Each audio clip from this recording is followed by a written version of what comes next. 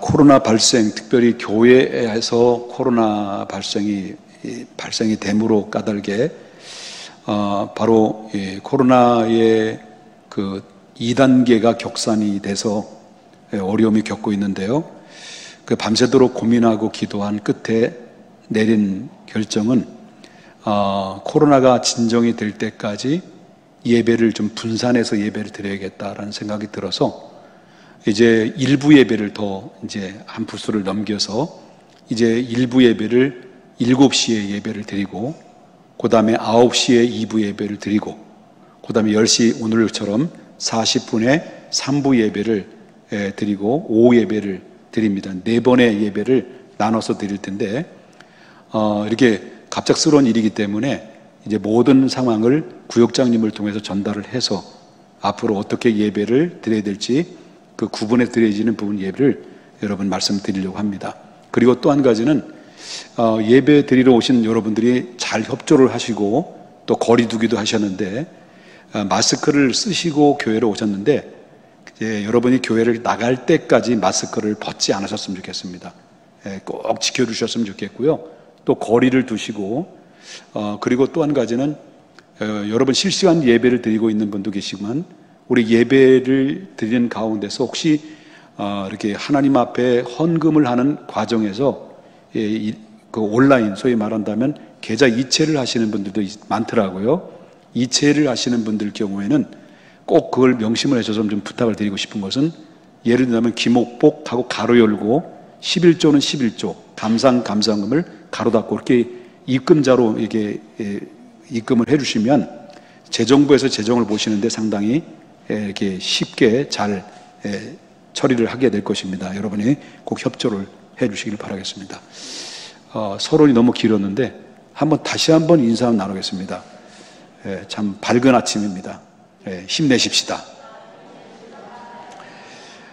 저는 지난주에 이어서 로마서의 말씀 계속해서 전해지는 말씀인데요.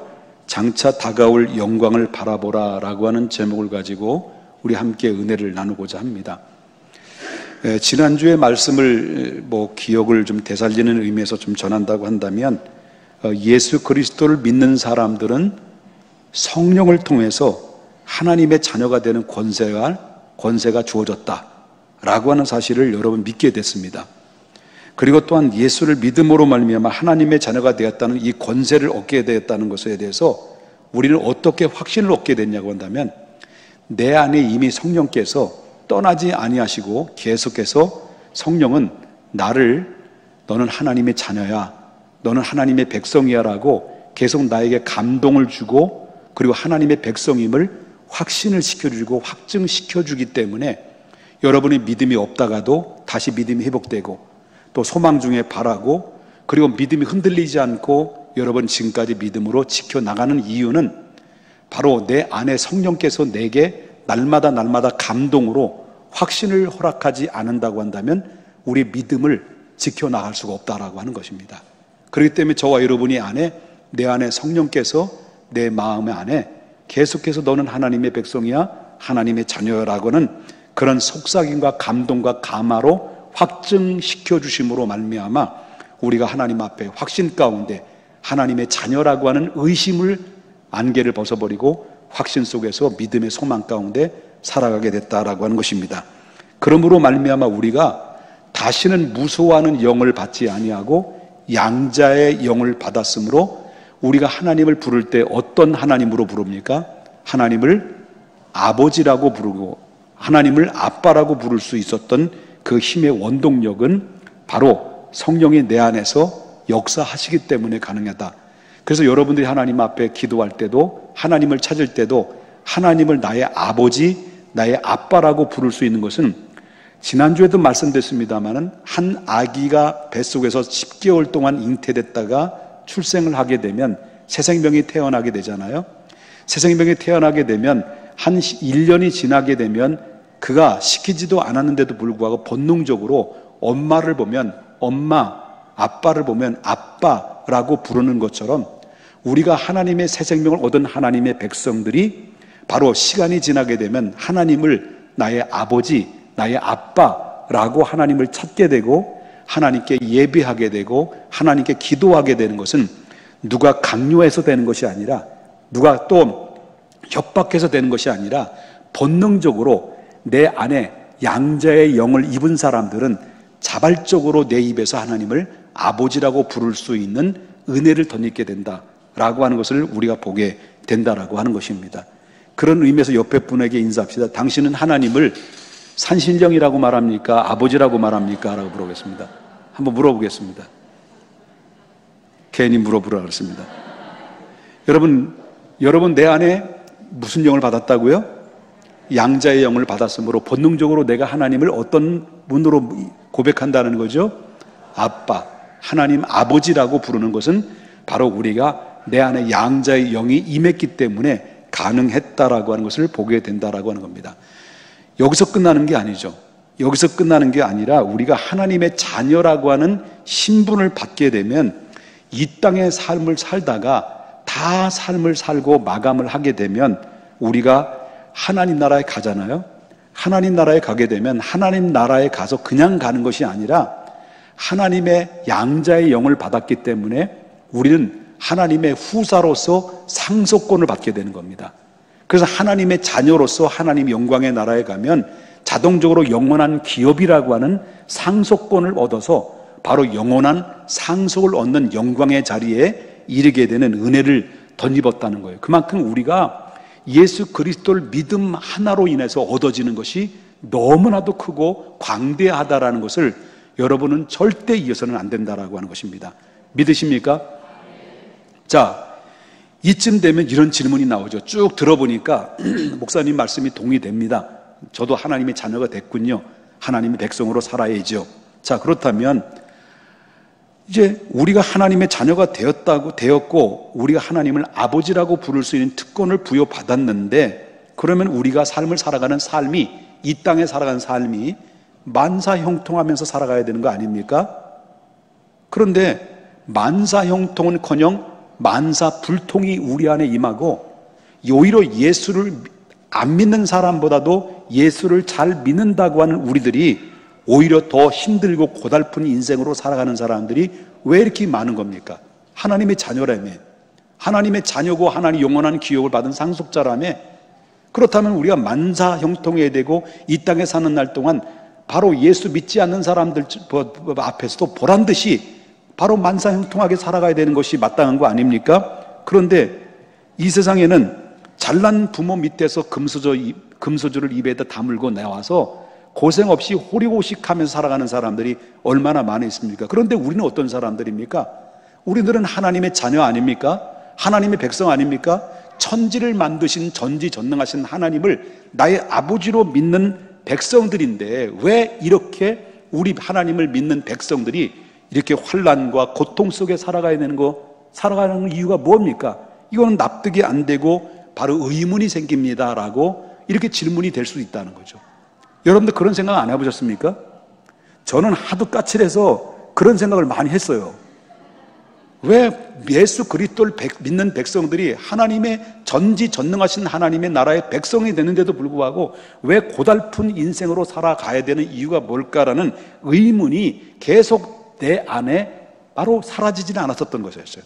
그런데 성경을 읽고서 깨달은 게 뭐냐면 사도 바울의 말을 통해서 얻어졌던 말씀이 바로 뭐냐면, 우리가 꼭 알아야 될 것은 하나님의 자녀가 됐다고 해서 이 땅에 사는 날 동안 바로 고난이 없는 것은 아니다. 오해하지 말라는 겁니다. 다시 말한다면 우리의 몸이 이 땅에 존재하는 한, 우리가 하나님 나라에 부름받은 그 날 때까지 장차 다가올 영광을 얻기 위해서는 바로 우리는 이 땅에 사는 날 동안 처절한 영적인 싸움이 이루어지는 전쟁터와 같다라는 것을 성경에서 말해주고 있다라고 하는 거예요. 그렇기 때문에 고난이 크면 큰 만큼은 우리에게 다가올 영광도 크다. 이게 바로 성경이 내린 결론입니다. 그렇기 때문에 예수 믿는 사람들도 고난이 오게 되는 이유가 바로 뭐냐면, 이 땅의 삶을 살아가는 삶은 바로 예수 믿는 사람이나 믿지 않는 사람이 동일하게 고난도 올 수도 있고 아픔도 올 수 있고, 그리고 처절한 그런 영적 싸움을 통해서 이겨내야 되는 그런 정말 힘을 쏟아야 되는 그런 일들이 우리 안에 이렇게 깔려져 있다라는 것을 우리가 보게 된다는 거죠. 그런데 우리 앞에 이 모든 고난은, 그리스도를 믿지 않은 불신자들이 얻은 이 고난을 당하다가 고통 속에서 마무리를 하지만, 우리가 그리스도를 믿는 하나님의 백성으로 하나님의 자녀가 당하는 고난은, 이 땅의 삶을 살아가는 이 고난 속에서, 이 고난은 바로 앞으로 다가올 영광을 바라보는 고난이기 때문에, 이 고난은 결코 바로 우리에게 불행과 슬픔을 안겨주는 고난이 아니다라고 하는 것을 성경에서 말해주고 있다는 거예요. 그렇다면 그 우리에게 다가올 영광, 그 영광이 뭐냐? 그 영광은 어떤 영광, 어느 정도 영광이냐라고 말한다면, 여러분 18절에 그 영광에 대해서 어느 정도인지를 사도 바울은 우리에게 알려주고 있습니다.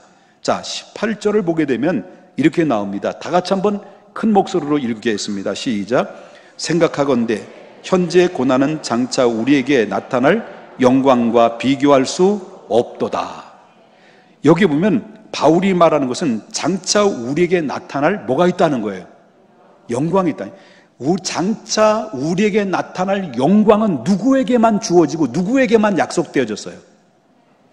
양자의 영을 받은 하나님을 아버지라고 믿는 백성들에게만 주어진 하나님 약속된 영광이라는 것을 믿으셔야 될 줄 믿습니다. 그 사실을 여러분 절대 잊어서는 안 됩니다. 그런데 우리에게 장차 나타날 영광은 이 세상의 어떤 것보다도 비교할 수 없는, 상상할 수 없는 엄청난 영광이라는 거예요. 이게. 그런데 그 영광을 얻기까지는, 이 엄청난 영광을 얻기까지는 이 땅에 사는 날 동안 우리가 반드시 거쳐가야 되는 과정이 있는데, 그 거쳐가야 되는 과정은 그것이 바로 고난이라는 거예요. 고난은 피할 수 없는 거예요. 이 영광을 얻기 위해서는 고난은 우리 과정을 통해서 겪어가야 되는 단계에 이르게 된다라고 하는 것을 보게 된다는 거죠. 그렇기 때문에 장차 우리에게 나타날 엄청난 영광을 얻기 위해서는 반드시 고난도 있어야 되고, 이 고난이 크면 클수록 우리에게 다가올 영광도 크다라고 하는 것입니다. 이런 노래죠.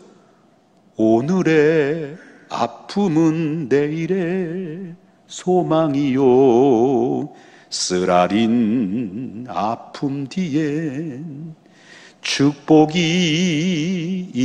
있다네. 고난이 크면은 영광도 크는 법, 장차 받을 영광은 비교할 수 없다네. 좁은 길 가는 자, 생명길 영광의 길, 십자가 진 후에는 멸류관 있다네. 할렐루야. 우리가 걸어가야 될 길은 보장받은 길입니다. 영광의 길입니다. 그렇기 때문에 우리가 당하는 이 영광의 길을 얻기 위해서는, 영광의 자리를 가기까지는 우리가 당해야 되는 고난인데, 고난은 우리가 감수해야 된다. 어떻게? 기쁨으로, 소망 중에 감수해야 된다라고. 그러므로 하나님의 자녀들이 받은 이 고난은 앞으로 다가올 영광을 얻기 위해 달려가는 과정이다.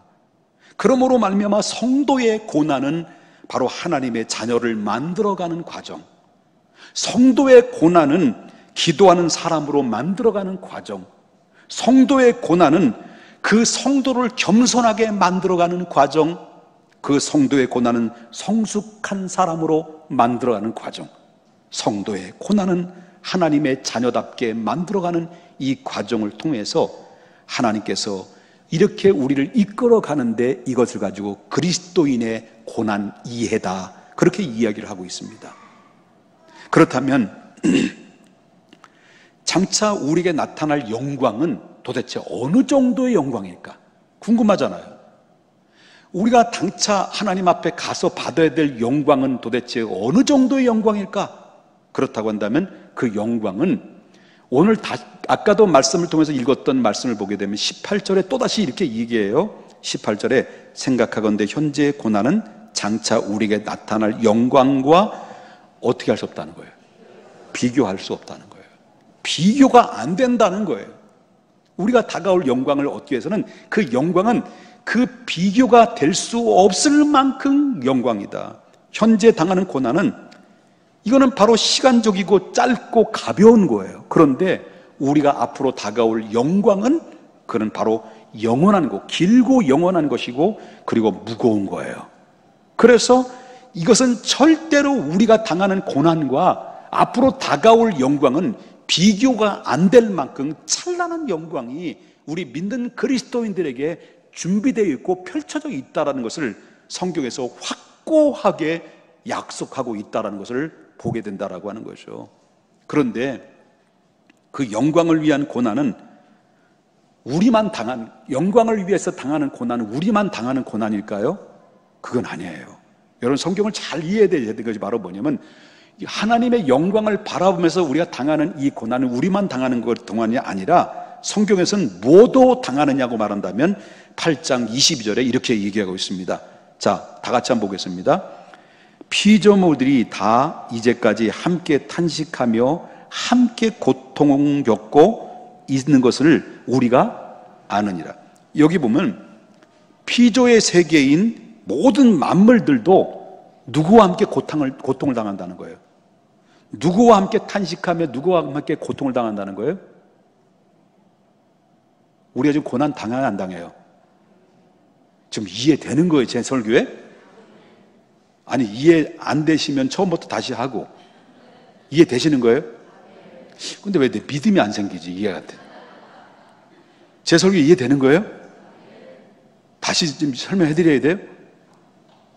집에 가고 싶어요? 자, 우리가 영광을, 우리 그리스도인들이 앞으로 다가올 영광을 위해서 당하는 고난은 당연한 것이다라는 것이 이해되셨죠? 그러면 피조물들은 어떠냐?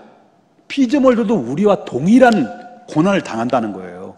피조물들이 하나님이 만드는 이 모든 세계가 바로 우리와 동일하게 탄식하고 우리와 동일하게 고난을 당한다, 고통을 겪고 있다라고 하는 것입니다. 그러면서 동물도 식물도 산과 바다도 그리고 모든 피조물들도 우리와 함께 탄식하고 우리와 함께 고통을 당하고 있다, 지금.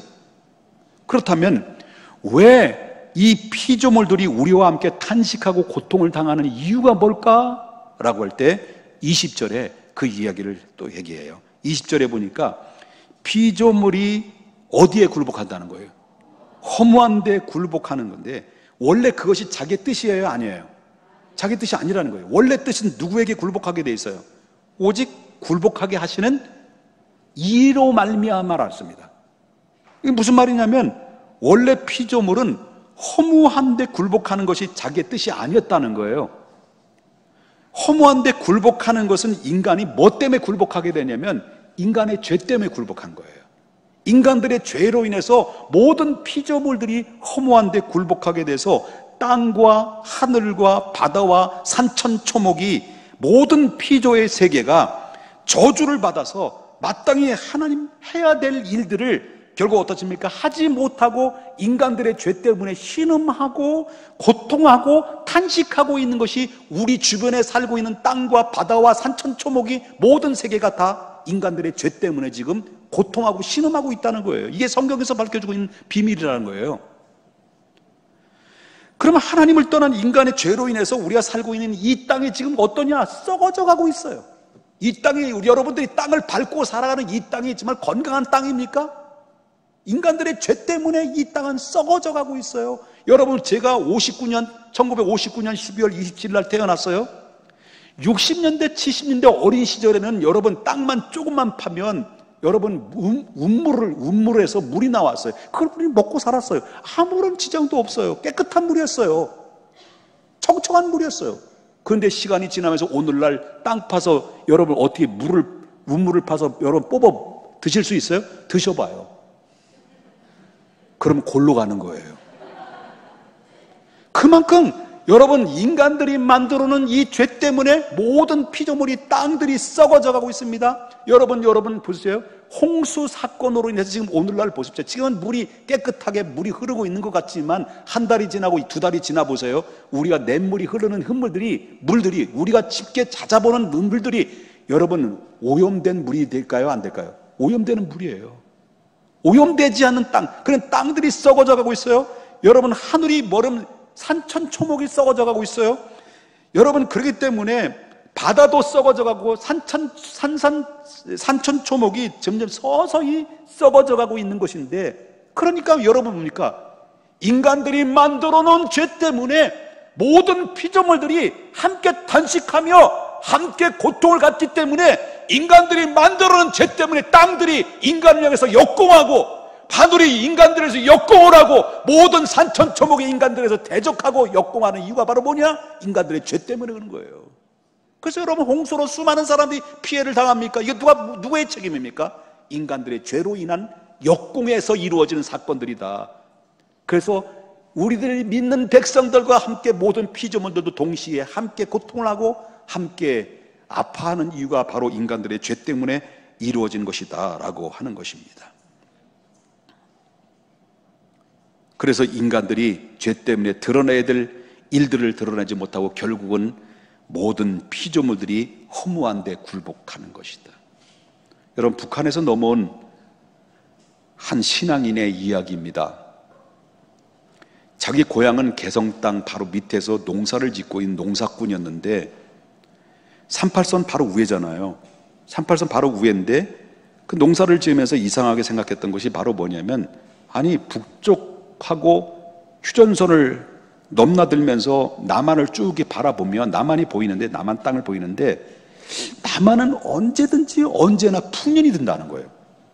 풍년이 든다는 거예요. 근데 북한은 빤히 보이는 그런 똑같은 땅이고 똑같이 비가 오고 똑같이 가뭄도 오는데도 불구하고 왜 가을이 되면 벼가 노랗게 무르익고 추수할 땐 늘 풍년을 통해서 먹고 남는데, 왜 우리 북한 땅은 똑같이 비하고 똑같은 환경인데도 불구하고 얼마 떨어지지 않는 거리인데도 불구하고 왜 매해마다 흉년이 들고 먹을 것이 모자라냐? 이게 의문점이라는 거예요. 그 남한에 내려와서 예수를 만난 거예요. 예수를 만나 그걸 이해를 못했는데 성경을 읽다가 그가 깨달은 거야. 바로 이 죄 많은 이 북한 땅이 하나님의 심판에 의해서 백성들의 죄로 인하여 모든 땅도 동일하게 저주를 받는구나. 그걸 느꼈다는 거예요. 똑같은 땅인 것 같은데도 여러분, 그 속에서 살고 있는 인간들의 상태에 따라서 바로 그 지역이 복이 될 수도 있고 저주가 될 수도 있다는 것을 그는 깨달았다는 거예요. 맞는 얘기예요. 그게 맞는 얘기예요. 그래서 피조물은 탄식하면서 누구를 기다린다는 거예요. 오늘날 누구를 기다리느냐? 자, 19절을 보겠습니다. 19절. 피조물이 고대하는 바는 뭐예요? 예? 용기를 내세요. 누굴 기다리는 거예요? 하나님의 아들들을 기다리는 거예요. 그러면 피조물들이 누굴 기다린다고요?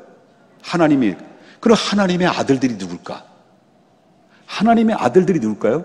하나님의 아들들은 저와 여러분이, 예수님은 누구예요? 예, 아주 코로나가 발생되니까 자신감도 잃어버렸네. 예수님 여러분들 누구예요? 여러분들은 영접하는 자, 그 이름을 믿는 자들에게는 하나님의 자녀가 되는 뭘 얻었어요? 권세를 얻었단 말이에요. 그럼 여러분들 누구의 아들들이에요? 하나님을 누구라고 불러요? 아빠라고 불러요. 하나님 앞에서는 우리는 누구예요? 하나님의 아들들이에요. 피조물이 누굴 기다리느냐? 피조물들이 누구를 기다리냐면 바로 하나님의 아들들을 기다리고 있다라는 거예요. 그게 무슨 말이냐면, 피조물들이 고대하고 있는 것은 하나님의 아들들이 나타나는 것이다. 그 얘기를 하는데, 그러면 현재 예수 믿는 사람들은 어떤 상태이냐라고 하는 겁니다. 현재 예수 믿는 사람들은, 우리들이죠. 하나님 자녀들은 어떤 상태이냐. 자, 23절 보겠습니다. 그뿐 아니라 우리 또한 우리 곧 성령의 무슨 열매라 했죠? 처음 익은 열매다. 우리가 성령의 처음 익은 열매다. 이거 무슨 말이냐면, 저와 여러분이 다시 한번 물어보겠습니다. 여러분들은 무서워하는 영을 받았습니까? 양자의 영을 받았습니까? 여러분, 성령께서 그걸 보증한다고 그랬어요. 그죠? 양자의 영이라는 것을 보증한다고 그랬어요. 내가 성령 받았다라는 증거가 바로 뭐예요? 내 입에서 하나님을 뭘로 불러요? 아버지라고 부르는 거예요. 이건 성령께서 나를 보증하기 때문에 가능한 거예요. 믿습니까? 그렇기 때문에 하나님의 자녀로 보증을 하셨습니다. 여러분, 분명히 하나님, 이것은 변할 수 없는 거예요. 여러분들이 예수님 믿어서 하나님의 자녀가 된 것은, 여러분, 변할 수 있는 걸 변할 수 없는 거예요. 변할 수 있는 거에 변할 수 없는 거예요. 절대로 변할 수 없는 거예요. 여러분, 하나님의 자녀는 변할 수 없는 거예요. 하나님 자녀는 절대로 변할 수 없는 거예요. 여러분, 잊어버리면 안 돼요. 이거는요. 흔들려서도 안 되는 거예요. 여러분, 하나님의 자녀가 됐다는 것은 변할 수 없는 거예요. 이거는 바로 내 입장에서는 얼마든지 변할 수 있지만은, 하나님은 여러분들을 절대로 하나님의 자녀로서 그냥 버리지 않는다는 거예요. 버리지 않는다. 왜 그렇습니까? 예수님 하나밖에 없는 예수님을 여러분 이 땅에 내려 보내셔서 십자가에 내어 주기까지 여러분들을 당신의 백성으로 삼아 주신 이상은 절대로 변할 수 없는 거예요. 하나님의 자녀는 영원한 자녀예요. 이건 변할 수 없는 거예요. 그런데 하나님의 자녀가 됐지만은, 하나님의 자녀가 됐다고 해서 여러분들 하나님의 우리의 몸과 영혼이 다 완벽하게 지금 구원의 자리로 이루어 나갔냐는 거예요. 아니다는 거예요. 헷갈리죠? 다시 말한다면, 하나님의 자녀로 우리가 보증되었지만 지금은 완전한 자가 아니라 죄로 인해서 불완전한 몸을 가지고 있다. 이 몸을 가지고 있다. 우리는 천국 갈 때까지 우리는 하나님의 백성으로 살아가고 있지만은, 완전한 단계에 이르기까지는 여러분, 이 과정을 우리가 지금 거쳐가고 있는 것이다. 그러면 23절 보겠습니다. 23절에 보면 우리를 무슨 열매라고 그랬습니까? 처음 익은 열매예요. 처음 익은 열매를 누구라고 얘기하냐면, 성령을 받아서 하나님의 자녀가 된 백성을 얘기하고 있습니다. 여러분들은 하나님의 성령의 처음 익은 열매임을 믿으시길 바랍니다. 성령을 받아서 우리는 구원 받았어요. 구원 받았지만은 아직 완전한 구원을 이루지 못했다는 거예요. 다만 바로 우리의 성령의 보증한 첫 열매가 됐다는 거예요. 예를 들어서 여러분들만 아침에도 얘기를 잠깐 비췄지만 여러분에게만 비밀을 알려드리겠는데, 교회 주차장 앞에 나무 하나가 있어요. 무화과 나무가 있어요. 다른 사람한테 알려주면 안 돼요. 절대 알려주면 안 됩니다. 무화과 나무가 있어요. 무화과 나무인데, 무화과 나무가 지금 익은 것도 있고, 지금 아직 곧바로 태어난 열매가 있어요. 그런데 무화과 나무에서 첫 열매를 맺으면 그 열매를 맺으면서 완전하게 열매를 맺는 겁니까? 과정이 필요한 겁니까? 과정이 필요한 거예요. 열매는 생명이에요. 그죠? 열매는 생명이잖아. 처음 익은 열매잖아. 여러분들은 어떤 열매라고요? 처음 익은 열매예요. 생명에 태어났다는 거예요. 믿으십니까? 태어났는데, 그런데 첫 열매가 맺으면 완전히 다 익은 것이 아니라는 거예요. 처음에는 아주 작아요. 아주 작은데 하루가 지나고 이틀이 지나고 과정을 통해서 열매가 점점 커져요, 안 커져요? 열매가 커지는 거예요. 무르익어가는 거예요. 우리가 완전하게 열매가 무르익어가는 과정이 바로 뭐냐면, 우리가 영광에 이르는 과정이에요.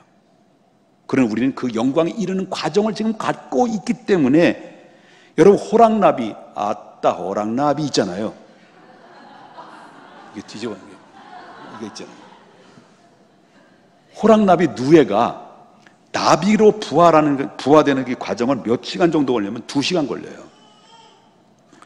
마찬가지로 우리가 성령을 받아서 하나님의 자녀인 새 생명을 얻었지만은 앞으로 완성된 영화의 단계까지 이르게 된 것은 아니다. 그렇다면 완전한 모습이 무엇을 말하고 있느냐? 우리의 영원한 완전한 구원, 완전한 영화의 단계까지 가는 것을 성경은 무엇을 말하고 있느냐라고 할 때, 자, 23절 보겠습니다. 그뿐 아니라 우리 곧 성령의 처음 익은 열매를 받은 우리까지도 속으로 탄식하며 양자가 된 것 곧 우리의 몸에 뭘 기다린다는 거죠? 속량을 기다린다는 거예요. 그러면 보십시다.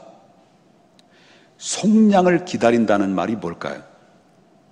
속량을 기다린다는 것은 하나님의 자녀로서 완성된 때를 의미하는 거예요. 그렇다면 우리가 언제 하나님의 자녀로서 완성된 모습으로 구원을 이룬단 말이냐는 거예요. 그러면 우리 몸에 속량이 될 때, 그때를 뭘 말하냐면 그때가 완성된 때인데, 그 우리의 몸과 영혼이 완성된 퍼펙트, 영원한 영광에 이르는, 바로 우리의 몸에 속량되는 완성된 구원을 이르는 그때가 언제냐? 그때가 예수님이 다시 오실 때, 그걸 얘기하고 있는 거예요. 지금 우리는 처음 익은 열매예요. 새 생명을 얻어서 하나님의 백성으로 살아가는 자입니다. 그러나 하나님의 새 생명으로 백성으로 살아가는 가운데 우리는 뭘 바라보고 지금 고난을 겪으면서 살아갑니까? 장차 다가올 뭘 바라보면서? 영광을 바라보면서. 그런데 그 영광이 이를 때는 언제냐? 우리의 몸이 속량하는 때. 그 몸에 속량하는 것을 뭘 말하느냐? 예수님이 다시 재림하실 때. 그럼 예수님이 다시 재림하실 때는 어떤 현상이 일어나냐? 우리의 몸의 속량이 어떤 모습으로 속량되느냐? 그럴 때 예수 믿는 사람들에게만 주어지는 완전한 구원, 완전한 영화의 단계가 성경은 어떻게 표현을 하고 있느냐? 그럴 때 데살로니가 전서 4장 16절과 17절에 보면 이렇게 나와요. 데살로니가전서. 자, 여러분 물어보겠습니다. 예수님은 우리를 위해서 구원하러 오신 분이심을 믿으십니까?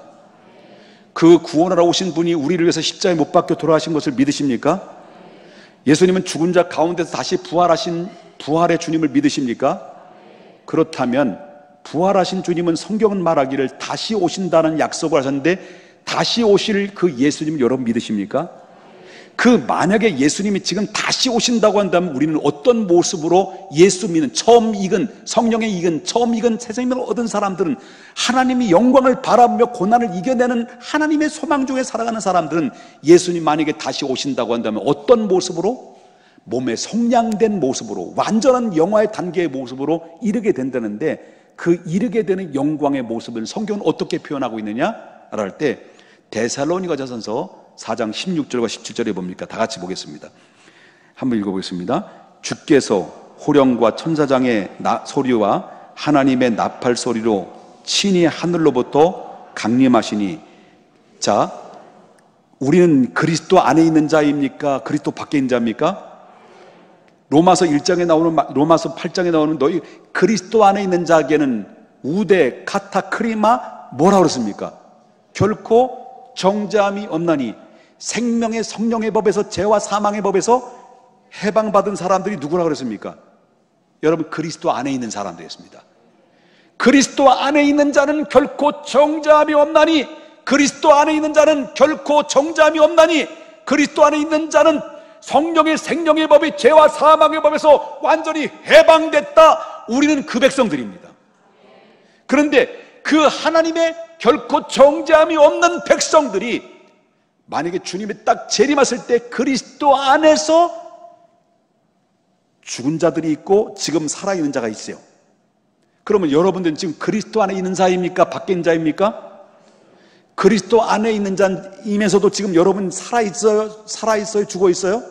살아있는 사람입니다. 그런데 그리스도를 믿다가 그리스도 안에 삶을 살다가 죽은 우리 믿음의 선배들이 있을까 없을까요? 지금 땅속에 있을까 없을까요? 땅속에 묻혀 있어요. 지금 우리는 살아있는 상태.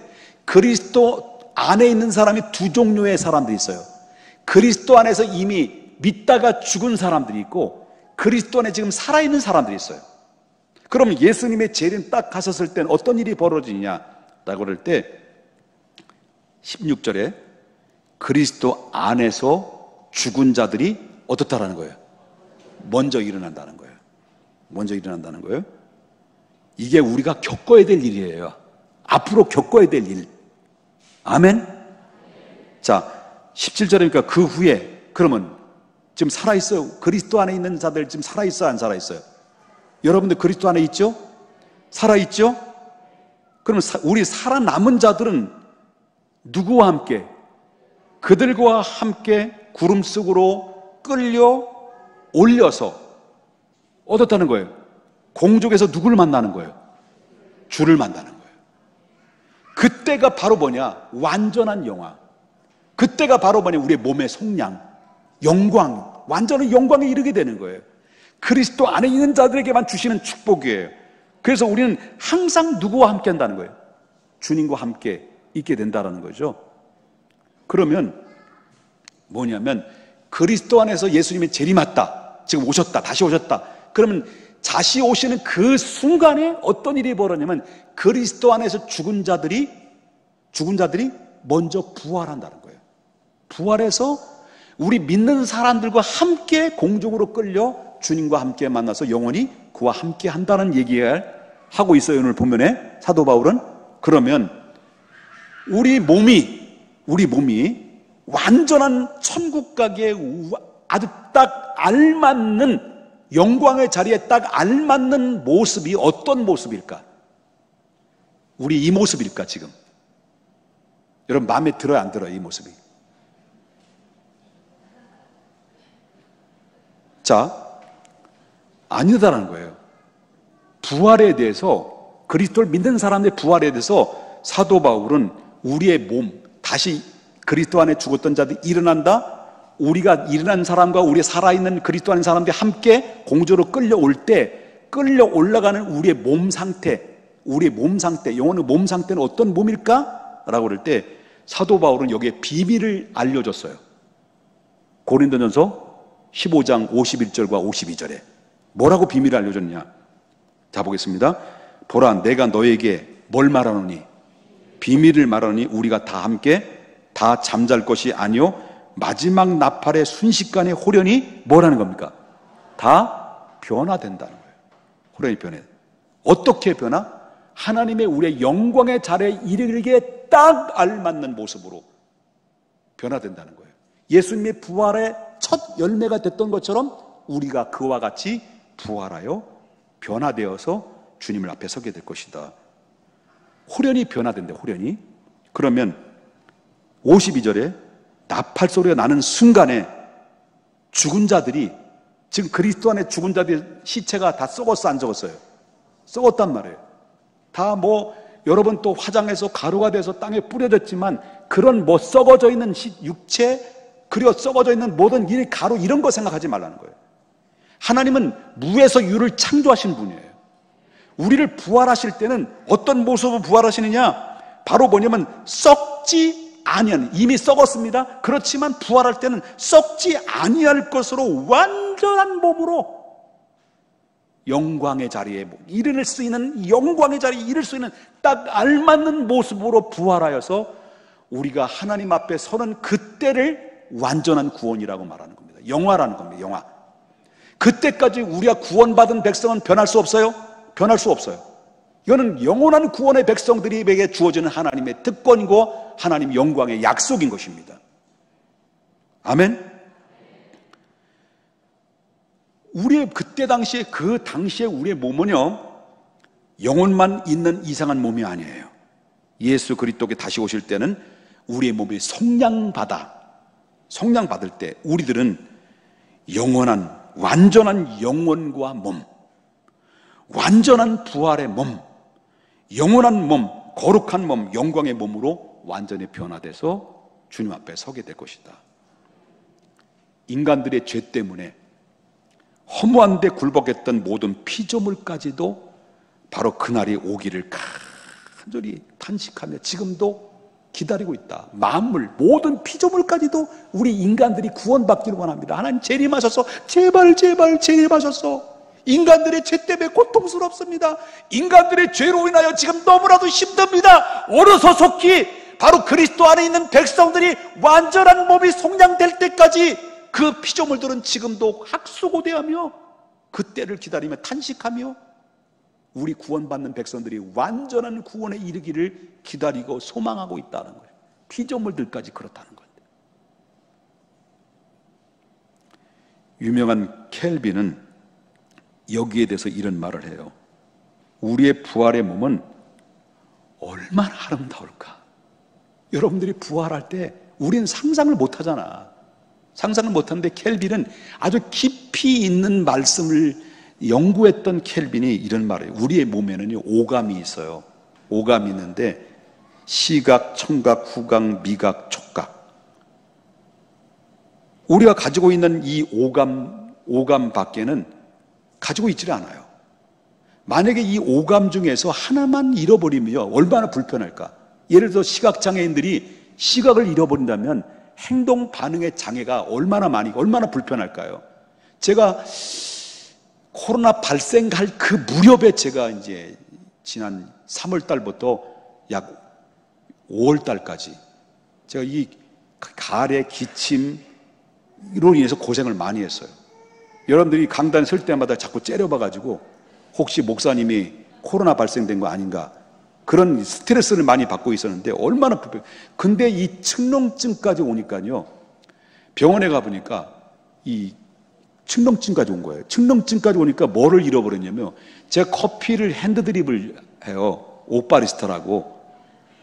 근데 여러분 커피를 갈면 냄새가 강해요, 안 강해요? 엄청나게 강해 오잖아요. 근데 아무것도 냄새를 못 맡은 거예요. 이게 몇 개월 동안, 3개월 동안 못 맡았어요. 얼마나 불편한지 괴롭더라고요. 이게 코로나인가? 성도님들은 자꾸 째려보지, 자꾸 가래기침 나오지, 가끔마다 열 받지. 그러니까 이런 불편함이 얼마나 많이 있는지 몰라요. 그런데 시각장애인들도 얼마나 불편합니까? 그런데 여러분, 이 켈빈은 만약 우리가 부활할 때 영광의 자리에 하는 예수님 재림했잖아요. 우리가 부활할 때 우리의 몸이 얼마나 영화로운가라고 얘기를 표현할 때요, 우리가 하나님의 그날에 부활의 주님을 딱 만나고 우리의 부활된 모습으로 영광의 자리일 때는 오감이 아니라는 거예요. 우리가 오감이 아니라 1000개 이상의 감각의 눈을 뜨게 될 것이다. 1000개 이상의 감각의 눈을 뜨게 될 것이다 라고 켈빈은 그렇게 말한 거예요. 그날의 영광스러운 몸을 비하게 되면 오늘날 우리의 몸 오감이나 뭐 이런 몸들은요, 곤충의 수준에 불과한 거다라는 거예요. 그만큼 우리가 다가올 영광, 다가올 하나님의 그리스도 안에 있는 백성들에게 주어질 영광은 여러분, 우리가 오감이 아니라 1000개 이상의 감각을 느낄 수 있을 만큼 여러분 무한한 영광의 자리에 이르게 된다는 것이 성경이 약속한 말씀이에요. 이거는 그리스도의 안에 있는 자에게만 주시는 축복이에요. 믿습니까? 믿습니까? 가끔마다 이런 질문에, 목사님, 나 천국 가면 이 모습 가지고 못 만나겠어요. 왜 그래요? 지금 교회 안에 내가 보기 싫은 사람이 있는데 꼴도 보기 싫은 집사가 있거든요. 그 집사가 누군데? 꼴집사예요. 천국 가면 그 꼴집사 만날 생각하니까 나는 별로 탐탁지 않아요. 저도 그래요. 저도 그렇거든. 만약에 이 모습 이대로 그대로 하나님 앞에 간다면 이게 영광의 모습입니까? 배 나왔지, 얼굴 크지, 눈 처졌지, 눈에 뵈는 게 없지, 쇼다리지, 자랑할 건 코밖에 없어. 그 중에 제일은 코라. 근데요, 걱정할 게 없어. 걱정할 게 없어요. 천국에서 우리가 지니고 있는 이 모습은 이대로 모습이 아니에요. 아까 말했죠? 찬란한 영광의 모습으로. 천사도 흠모하겠네. 천사도 부러워할 만큼 영광의 자리에,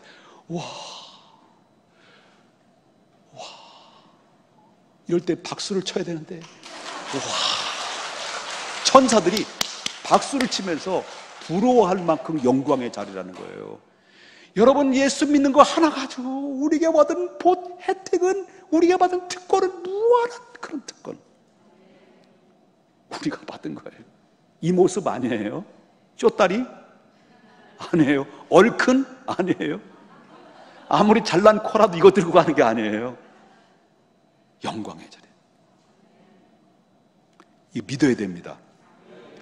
예수 십자가만 믿는 게 아닙니다. 우리 그리스도 안에 있는 사람, 예수님이 있다고 오신 예수님 믿는 거 아닙니다. 십자가만 믿는 것이 아닙니다. 부활의 주님만 믿는 것이 아닙니다. 다시 오실 예수님 앞에 바로 우리의 몸이 성장돼서 찬란한 영광의 자리에 이를 때, 그때를 바라보면서 지금 오늘 참고 인내하고 견디는 것입니다. 할렐루야. 그 영광의, 그 날의 영광은 우리가 바라보고 기대하는 것과는 차원이 다른 것입니다. 이것이 바로 24절에 말한 것인데, 우리의 소망으로 구원을 얻음에 소망이 보이는 소망이 아니라는 거예요. 보이는 소망이 아니라 우리의 장차 다가올 영광의 소망. 25절에 그 결론 내게요. 만일 우리가 보지 못하는 것을 바라면 참음으로 기다릴 것이니라. 여러분, 우리 아름다운 영광의 미래를 바라보고 참음과 기다리면서 고난을 기쁨으로 이겨내야 된다라고 하는 것입니다. 장로교 차시자, 아까도 말했지만 켈빈은 돌아가실 때, 숨을 거둘 때 천국의 앞에 천국을 앞에 내다보면서 그가 뭐라고 고백하냐면 로마서 8장 18절을 고백한 거예요. 생각하건대 현재의 고난은 앞으로 잠시 후에 다가올 영광과는 비교할 수 없도다. 켈빈은 죽음이 앞에 두고 얼마 후에 죽은 다음에 내가 찬란한 영광 앞에 서는 그 순간을 바라보면서 지금 당하는 고난은 잠시 후에 몇 초 후에 다가올 영광과는 비교할 수 없도다. 이 말을 한 번, 세 번, 5번, 10번, 15번까지 계속 말씀을 선포하면서 마지막에 숨이 끊어지는 16번째 고백을 하고 나서 숨이 끊어지고 기쁘고 천사의 모습을 가지고 하나님 앞에 갔다는 거예요. 그는 이 세상에 아쉬워하지 않았습니다. 다가올 찬란한 영광 때문에 영광을 바라보면서 현재의 고난은 장차 우리에게 다가올 영광과는 비교할 수 없다. 얼마 후에는 하나님 앞에 하나님 앞에 섰을 때 그 영광을 바라보면서 지금 당하는 고난은 아무것도 아니야. 그렇게 고백하고 기쁨으로 숨을 거두면서 갔다는 거예요. 우리 아버지가 갈 때, 내 아버지 김종록 씨 갈 때, 천국 갈 때, 가기 전에 아버지가 생전에 이런 말씀하셨어요. 내가 숨을 걷기 전에 이런 곡을 불러달라. 나의 갈 길 다가도록 예수 인도하셨네. 그 찬양을 불러달라. 숨을 거두시기 전에 우리 아버지에게 귀에 아무것도 안 들릴 수 있지만 들리시는 거죠. 귀에 집사람하고 제가 찬송을 불러드렸어요. 그리고 내가 새벽기도 인도하는 가운데 숨을 거두시기 때 우리 집사람이 바톤을 이어서 음을 치료하시는 우리 사모님께서 나의 달길을 다가도록 그 찬양을 부르면서 그 찬양 소리 듣고 숨을 거두면서 기쁨으로 거뒀습니다. 여러분, 지금 고난이 다가올 영광과 비교할 수 없는 거예요. 아멘입니까? 이것이 그리스도인의 삶입니다. 이것이 여러분의 삶입니다. 고난, 힘들고 어렵고 고달픈 인생을 살아가지만은 이겨내십시다. 모든 앞으로 다가올 고난은 영광과 이 영광과 좋게 비교할 수 없는 이 고난을, 왜 내 인생은 이렇게 꼬였느냐, 내 인생의 팔자는 왜 이렇게 더럽냐, 한탄하고 신세한탄하고 원망하지 마시고요, 감사하십시다. 감사하고 이 모든 고난을 믿음으로 잘 견뎌내야 될 줄 믿습니다.